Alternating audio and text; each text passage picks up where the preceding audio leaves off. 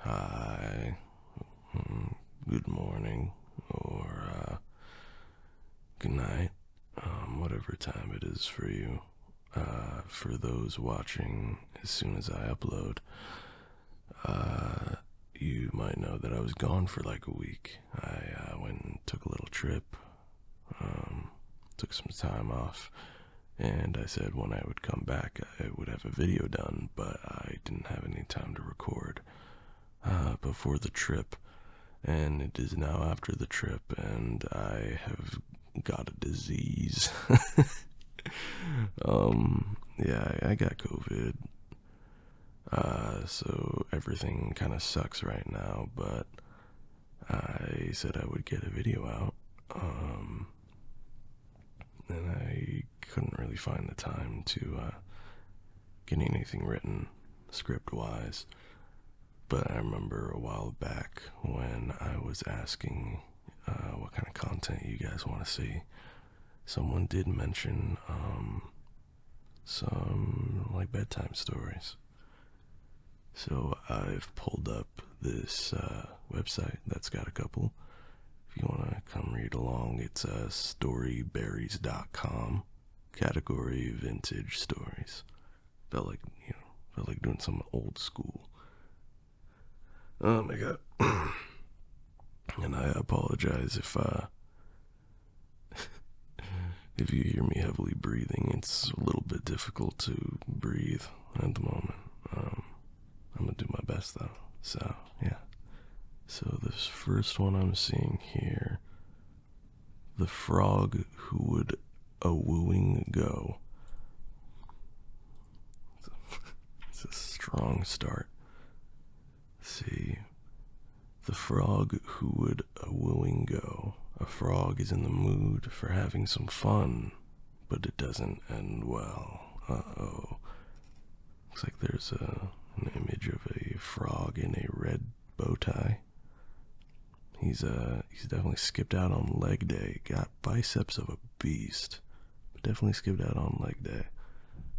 And he's currently with what looks to be two mice. One that's got a little hat on and like looks like a picnic like blanket around their shoulder, as well as wearing a skirt, while the other one seems to just be free balling it. No pants, no shirt. It's just got a green coat on and an umbrella. So I guess we got like a flasher rat here. Okay. Alright, let's see. A frog, he would a wooing. Oh, am I saying this right? A wooing. A frog, he would a wooing go, whether his mother would let him or no. I'm not here. I don't know what the fuck that static sound is going on. I think all my connections are good. This video is just not destined to come out, I guess. Sorry. This is for the stories, the bedtime stories. A frog, he would a wooing go, whether his mother would let him or no. Off he sat with his opera hat. On the road he met a rat. Pray, Mr. Rat, will you go with me? Kind Mrs. Mousy for to see. What? Pray, Mr. Rat, will you go with me? Kind Mrs. Mousy for to see. For to see, Man, these really are vintage. Let's see. Oh, Mrs. Mousie's shirtless. What the fuck? They soon arrive at Mousie's hall. They gave a loud tap, and they gave a loud call. Pray, Mrs. Mouse, are you within? Yes, kind sirs, and sitting to spin. Yeah, she has a shirt on now. Interesting. Don't mind that squeak. That's just my old ass mouse. Not the rat kind, but yeah. Pray, Mrs. Mouse, now give us some beer. That froggy I may have good cheer. Also, Gabby's decided to join us now, and the static seems to be back. My apologies. Pray, Mr. Frog, will you give us a song? Let the subject be something that's not very long. Indeed, Mrs. Mouse, replied the frog. A cold has made me a horse as a dog. That's fucking fitting. Wait, horse as a hog. Okay, I'm dyslexic, I guess. Since you have caught cold, Mr. Frog, Mousy said, I'll sing you a song that I have just made. As they were in glee and merrymaking, a cat and her kittens came tumbling in. The cat, she seized the rat by the crown. The kittens, they pulled the little mouse down. Oh my God. This put Mr. Frog in a terrible fright. He took up his hat and he wished them good night. Damn, homeboy just fucking dipped on them, huh? Alright, I see you. As Froggy was crossing it over a brook, a lily white duck came and gobbled him up. Okay. So here's an end. What?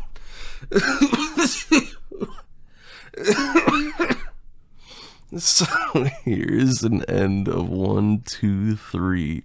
The rat, the mouse, and the little froggy. Is that it? What? Wait, no, that's not it, is it?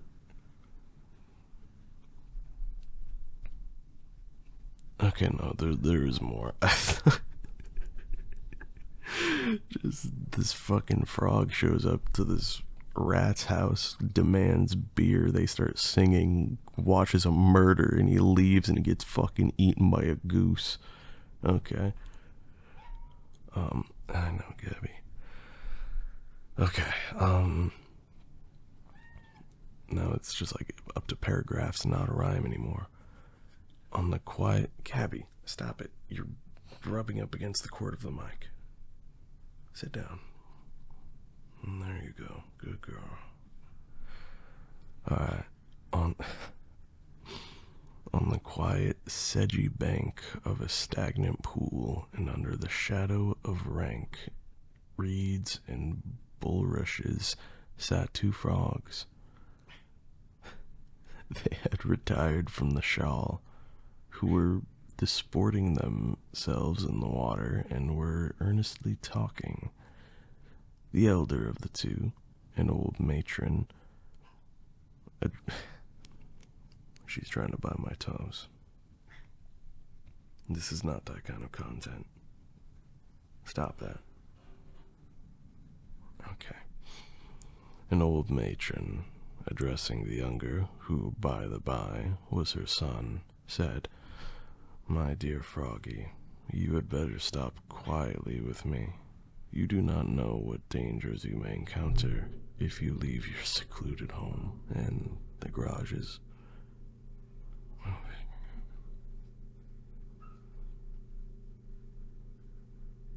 It's still going, there we go. Croak, croak, said Froggy. Ah, my son, continued the old lady, I see that, like most young frogs, you are very obstinate and will not listen to reason. But why on earth would you... Oh my God, I can't read. But why on earth you should wish to go gadding after a poor, hungry little mouse is more than I can tell.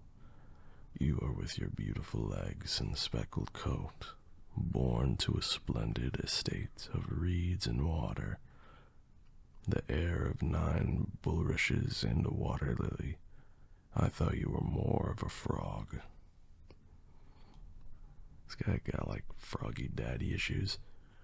Croak, croak, said Froggy again. Have you thought of the boys who throw stones? Croak. Or the birds with long beaks?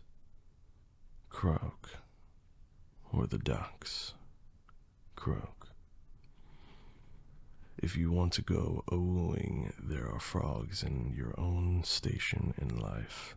Indeed, with your personal appearance, you might even aspire to an eft or a lizard. Croak, persisted the sulky little frog. I can't breathe.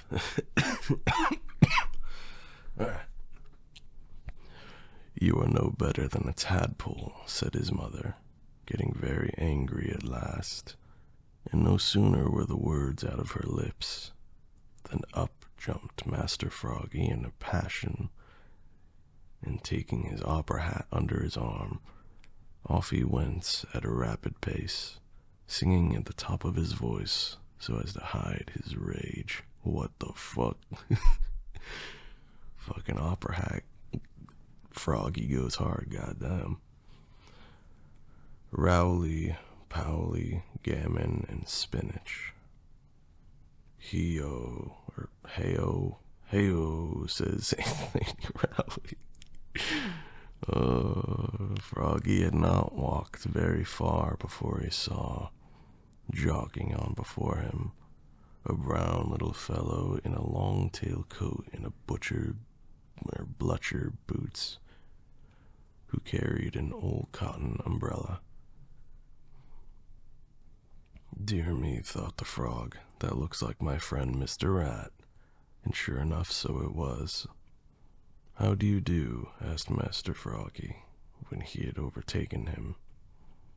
Pretty well. How's yourself? Where are you going? Fine day, Squeak, replied Mr. Rat, in a succession of short, shrill sentences. I'm going, said Froggy, to see the pretty little widow Mousie, who lives in that snug cottage yonder. Pray come with me, for I feel rather bashful at going by myself. With all my heart, replied Mr. Rat, and off they went together. They soon arrived at the cottage, and the rat, having given a loud knock, while the frog gave a loud croak, Mrs. Mousie put away her spinning wheel in a great hurry and admitted her guests. Good morning, Mrs. Mouse, said the frog. We were out walking and thought we would give you a call. You were very kind, I am sure, replied Mrs. Mousie. Pray sit down and rest yourselves. I dare say you are tired. Me too, Mr. Froggy, me too. And I hear, and here I say, Squeak, Mrs. Mousie, some beer.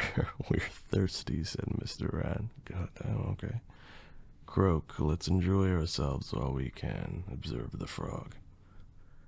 Certainly, said Mousie. I'll draw you some of the last brew. So Mousie drew some beer, and they sat down very cozily, and soon were chatting so comfortably that Master Froggy thought he should soon get rid of this. There's the garage again.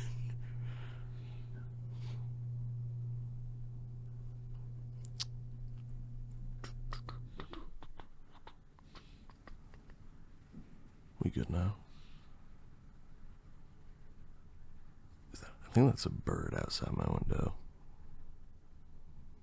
The thing that sounds like a screeching sound or like a shovel on pavement. Yeah, that right there. Anyways. So Mousie drew some beer, and they sat down very cozily, and soon were chatting so comfortably that Master Froggy thought he should soon get rid of his bashfulness, and then should be able to ask pretty Mrs. Mouse to marry him. Wow. Presently their little hostess proposed a song, and called upon Froggy to oblige, but really, he replied, I must be excused, for the fog last night gave me much. What's going on? I don't know if you guys hear that static too, or if that's just in my headphones, but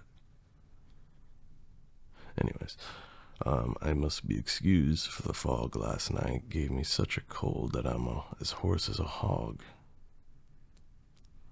What? Did I just read the short version and then the long version? I did, didn't I? Okay, if you want to hear the rest of the long version, then I don't know, comment down below and I might do it on like a weekend or something. Alright, let's open a different one. Let's see. The Faithless Parrot. It's a picture of what looks like a dog in very tight red pants and a very creepy looking cat in a black bow tie and no pants. Don't know what's up with all these animal flashers. The Faithless Parrot. Fido loves pussy.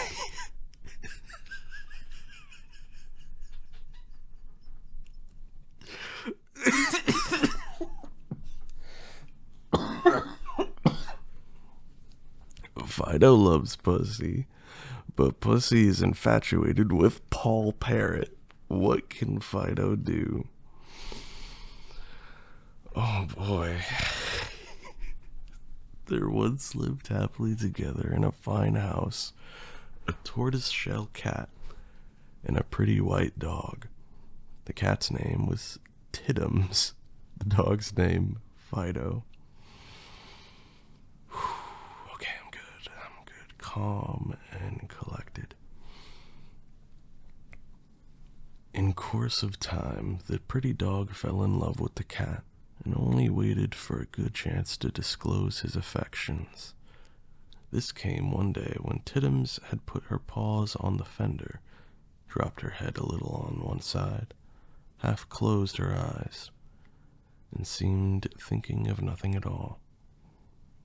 Then Fido, who lay stretched at full length upon the hearth rug, looked steadfastly at her and, heaving a gentle whine, said, "Oh, Tiddums, I've fallen in love." "Indeed," replied the prudent cat, not wishing to show him how anxious she was. "Yes, indeed," continued the little doggy, rather hurt at her coldness. "It's you that I've fallen in love with. Do you like me, Tiddums?" But Tiddums would not answer, even with a single purr, and it was only upon her giving him a sly look of the corner of her left eye that he guessed how much she did like him. However, made bold by even this small token of esteem, he came up quietly and sat by her side, even going so far at last as to take her out for a short walk down the garden path. Okay, where they looked through the railings at the people passing by. "Well," said Fido to himself, "I have no doubts but she will love me in time, all the more as I have great hopes of growing bigger before the spring." One morning, when Tiddums came in from a visit, she had been paying her mamma.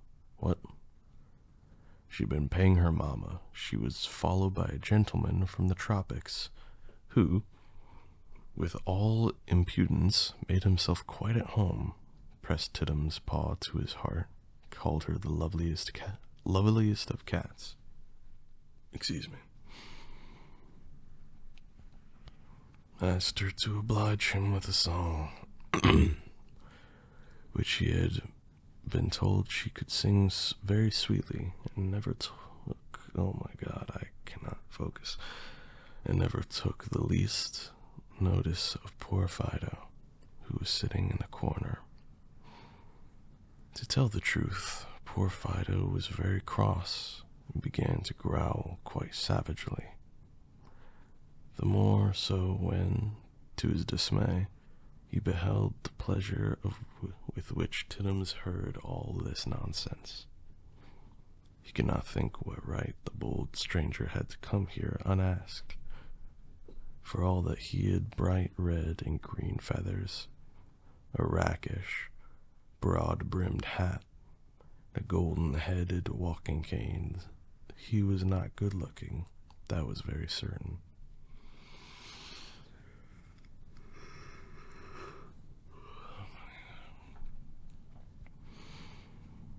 But Tiddums was very much struck by his appearance and bearing. His feathers were so pretty. He spoke so many languages, shrieked so terribly, and in such a loud voice, had traveled so much, and was so struck by the beauty of Tiddums that poor little cat, as she was, she ceased to care a button for faithful Fido, and kept all her sly glances for Mr. Paul Parrot. Damn, Tiddums a hoe. Fucking lovely Tiddums, said Mr. Paul. You must forget such upstart puppies as Fido. Listen to me. I am a traveler. I speak 5 languages. I have a palace made of golden bars, within which is a perch fit for a king. I have a pension of bread and milk and Barcelona nuts. It's oddly specific. All of which I will share with you. Tomorrow we will go for a trip into the field next to the house. Goodbye for the present, my dear pussycat. I'm a child. And he went away kissing his hand. Poor Fido howled. Naughty Tiddums. Damn, this parrot is straight up cucking Fido. God, this is a sad fucking bedtime story. Okay. As day followed day, Miss Puss neglected her little dog more and more. She walked out with Mr. Paul Parrot.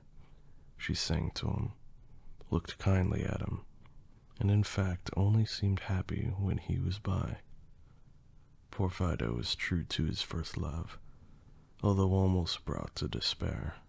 He got very thin indeed, and his fine bushy coat, which he had kept nice and clean, became ragged and dirty. Indeed, Mr. Parrot carried all before him. He was so grand, so loving, and so clever that Fido, from being deserted, became despised. One evening, just after dark, he was roaming about, feeling very sad, and thinking that perhaps it would be better to run away. He all at once found himself in the next garden, and while he was looking round him, he heard voices. Lovely Mrs. Daw, said one of the voices, which he seemed to recognize. I am a traveler. I speak 5 languages. I have a palace made of golden bars, within which is a perch fit for a king. I have a pension of bread and milk and nuts, all of which I will share with you. Tomorrow we will fly for an excursion on the great oak tree in Farmer Hodges' field. Dear me, thought Fido, this must be Parrot. And sure enough, so it was. Mr. Parrot, indeed, in making the warmest of love to old Mrs. Daw, the widow of Mr. Jack Daw, who during a long life, by means of stealing and saving, had laid by a large fortune, which he had left Mrs. Daw to enjoy. So for context, this Mrs. Daw is a rich widow, Crow, and Mr. Parrot saw that and was like, hey, I could smash, hit that. And, yeah, so it seems like Mr. Parrot is just a hoe. Okay, he's a gold digger.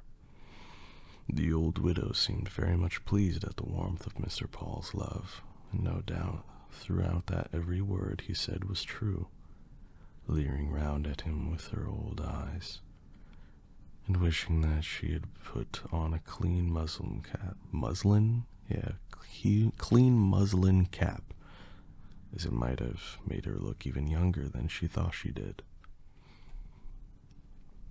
As for Fido, he almost jumped for joy. he ran home as soon as ever he could. "Oh, Tittums," said he, heedless of her scornful looks.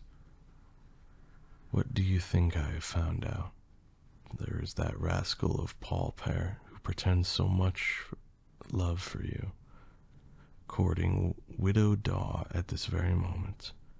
And if you come at once, you may see it with your own eyes." "Nonsense," replied Tittums. "I do not believe you." "Well," said the dog, "to convince you, if you will only come to the other side of the wall, you shall see what I have said is quite true." But Pussy, trusting in the honor of Mr. Paul, would not believe in a word. It was only after a great deal of persuasion that she was induced to jump over the wall and listen. Mr. Paul and Mrs. Daw were still courting, and the parrot was trying, by coaxing the old lady, to find out how much she was worth and where all of her treasures were hid. Indeed, Mrs. Daw was just on the point of telling him her secret when Tittums, unable to contain herself, rushed at Mr. Paul and scratched his face. "Damn!" "Oh, you bad parrot," she said. "Did you not promise to marry me and take me to your golden palace?" "Golden palace," screamed Mrs. Daw. "Why, you wicked bird, that's what you promised me. Stay, ma'am, what did he say besides? Did he promise you any bread and milk, or Barcelona nuts?" "Yes, he did, continued the cat, scratching and clawing the false, faithless parrot as she spoke. "Well," said Pussy, now fairly exhausted, "I hope you are satisfied. If you ever come near our house again, I'll scratch out every feather you have on your back." And so she left, taking Fido with her, who, in spite of his general good nature and parrot's rage, could not resist giving him 2 or 3 sharp bites. He got that dog in him, okay. As soon as Mrs. Daw was left alone with Paul, she began to upbraid him with his falseness. "Oh my God. You vulgar, stuck-up, ugly, awkward deceiver. Goddamn. You have neither honesty enough to live by, nor wings enough to fly with." Whereupon she jumped at him and gave him such a plucking as spoilt his good looks. Never after this was the parrot able to hold up his head. Everyone scorned him. Even his golden palace turned out to be a brass cage. And for his misdeeds, a chain was fastened around his leg. He was confined to a wooden perch, which, out of pure spite, he was always pecking. Old Widow Daw kept her secret and remained unmarried. Tittums could not help admiring the constancy of Fido. Fido? Hello? Fido. And when in the spring he had grown bigger and was prompted to a sweet red and black collar, Pussy found that she loved him very much indeed, and made up her mind never more to forsake him. Wow. That was a story. Huh. So what all did we learn? We learned not to cheat. Okay, and looks aren't everything. Gotta look for that. Gotta look for that heart of gold. And any motherfucker that's gonna come up with a top hat and a golden cane probably means bad news. That's what I learned, at least. Let's do let's do one more. Let's see. What's the next one? Johnny Town Mouse. Oh, it's like a play on Townhouse, but Johnny Town Mouse. Town Mouse. I cannot think for the life of me. I'm Johnny Town Mouse. Timmy Willie lives in the country. Johnny Town Mouse lives in the city. I don't know if I could do this. Johnny Town Mouse lives in the city. Which do you think is better? Okay. Oh, fuck. This is a long one, goddamn it. Johnny Town Mouse was born in a cupboard. Timmy Willie was born in a garden. Timmy Willie was a little country mouse who went to town by mistake in a hamper. The gardener sent vegetables to town once a week by carrier. He packed them in a big hamper. The gardener left the hamper by the garden gate so that the carrier could pick it up when he passed. Timmy Willie crept in through a hole in the wicker work, and after eating some peas, Timmy Willie fell fast asleep. He awoke in a fright while the hamper was being lifted into the carrier's cart. Then there was a jolting and a clattering of horses' feet. Other packages were thrown in for miles and miles. Jolt, jolt, jolt. And Timmy Willie trembled amongst the jumbled up vegetables. At last, the cart stopped at a house, where the hamper was taken out, carried in, and set down. The cook gave the carrier 6 pence, and back door banged, and the cart rumbled away. But there was no quiet. There seemed to be 100 of carts passing. Dogs barked. Boys whistled in the street. The cook laughed. The parlor maid ran up and down stairs, and a canary sang like a steam engine. Timmy Willie, who had lived all of his life in a garden, was almost frightened to death. Presently the cook opened the hamper and began to unpack the vegetables. Out sprang the terrified Timmy Willie. Up jumped the cook on a chair, exclaiming, a mouse, call the cat, fetch me the poker, Sarah." Timmy Willie did not wait for Sarah with the poker. He rushed along the skirting board till he came to a little hole, and he popped. He dropped half a foot and crashed into the middle of a mouse dinner party, breaking 3 glasses. "Who in the world is this?" inquired Johnny Town Mouse. But after the first exclamation of surprise, he instantly recovered his manners.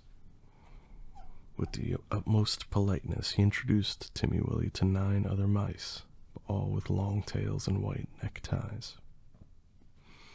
Timmy Willie's own tail was insignificant. Johnny Town Mouse and his friends noticed it, but they were too well bred to make personal remarks. Only one of them asked Timmy Willie if he had ever been in a trap.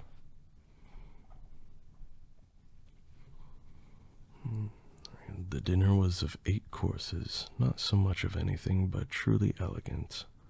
All the dishes were unknown to Timmy Willie, who would have been a little afraid of tasting them, only he was very hungry and very anxious to behave with the company manners. The continual noise upstairs made him so nervous that he dropped a plate. "Never mind, they don't belong to us," said Johnny. "Why don't those youngsters come back with dessert?" It should be explained that 2 young mice, who were waiting on the others, went skirmishing upstairs to the kitchen between the courses. Several times they had come tumbling in, squeaking and laughing. Timmy Willie learnt with horror that they were being chased by the cat. His appetite failed. He felt faint. "Try some jelly," said Johnny Town Mouse. "No? Would you rather go to bed? I will show you a most comfortable sofa pillow." The sofa pillow had a hole in it. Johnny Town Mouse quite honestly recommended it as the best bed, kept exclusively for visitors, but the sofa smelt of cat. Timmy Willie preferred to spend a miserable night under the fender.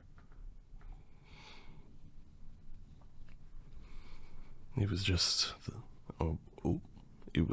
the same next day, An excellent breakfast was provided for mice accustomed to eat bacon, but Timmy Willie had been reared of roots and salad. Johnny Town Mouse and his friends racketed about under the floors and came boldly out all over the house in the evening. One particularly loud crash had been caused by Sarah tumbling downstairs with the tea tray. There were crumbs and sugar and smears of jam to be collected in spite of the cat. Timmy Willie longed to be at home in his peaceful nest in a sunny bank. Food disagreed with him. The noise prevented him from sleeping. In a few days, he grew so thin that Johnny Town Mouse noticed it and questioned him. He listened to Timmy Willie's story and inquired about the garden. It sounds like a rather dull place. What do you do when it rains? When it rains, I sit in my little sandy burrow and shell corn and seeds from my autumn store. I peep out of the throstles and blackbirds on the lawn. My friend Cock Robin. My friend Cock Robin. When the sun comes out again, you should see my garden in flowers, roses and pinks and pansies. No noise except the birds and bees and the lambs in the meadow.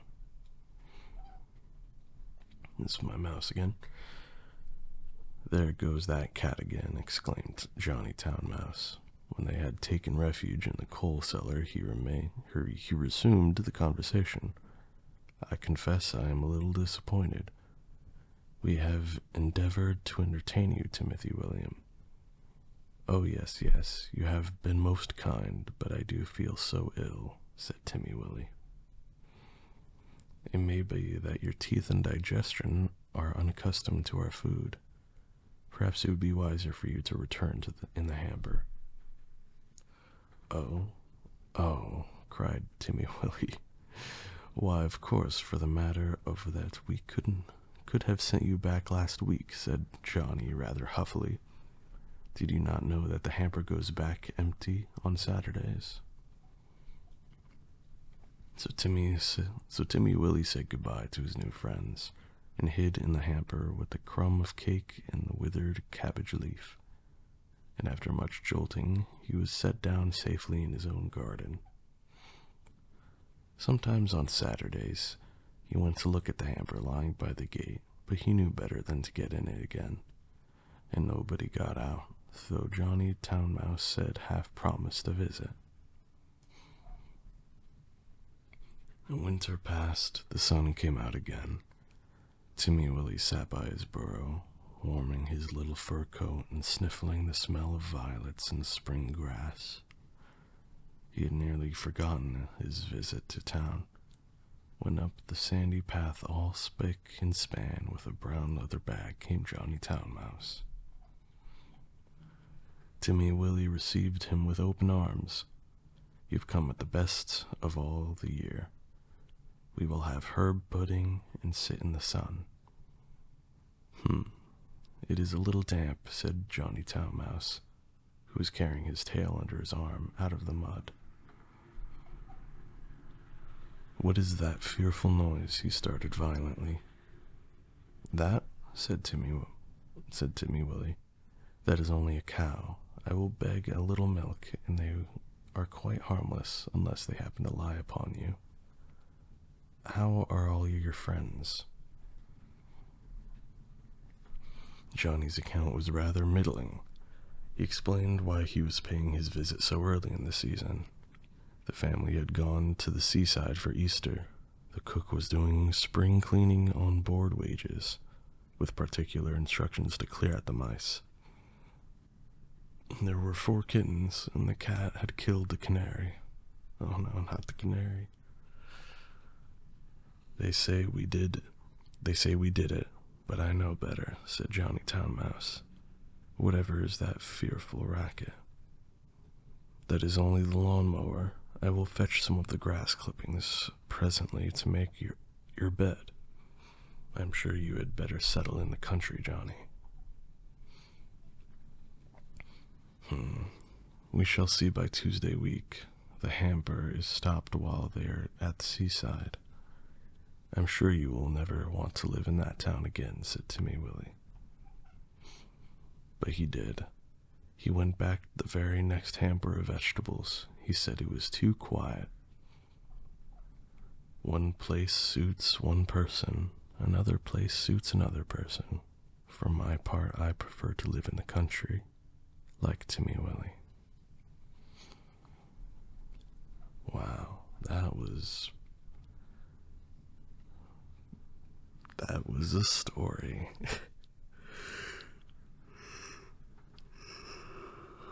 It's making me very tired, which means it's working, I guess.